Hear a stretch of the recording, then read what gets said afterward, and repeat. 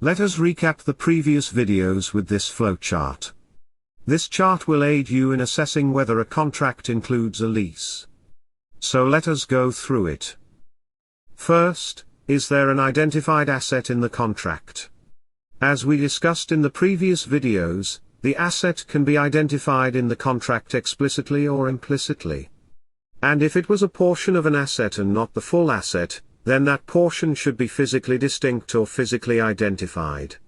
If it wasn't, then that portion should represent substantially all the capacity of the asset to be an identified asset. Let us get back to the flowchart. If there is no identified asset in the contract, then the contract does not contain a lease. If there was an identified asset in the contract, then the next step is to examine whether the customer has the right to control the use of the identified asset during the period of use. Two conditions should be satisfied for that.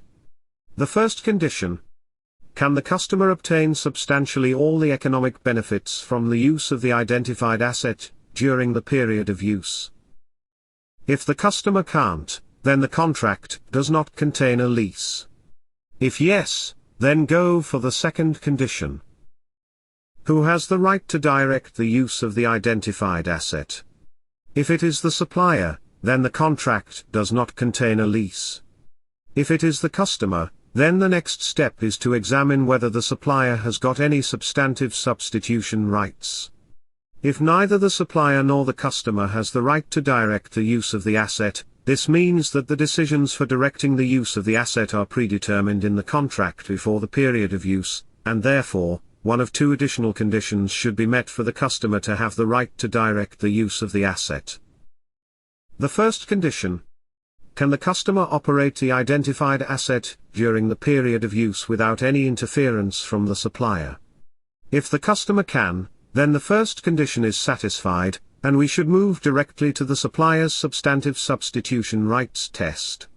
If the customer cannot operate the asset during the period of use, then we should test the second condition. Did the customer design the asset before the period of use in a way that predetermines its use? If no, then the contract does not contain any lease. But if yes, then the next step is to assess whether the supplier has got substantive substitution rights. If the contract gives the supplier the right to substitute the asset during the period of use, then we should examine whether this right is substantive.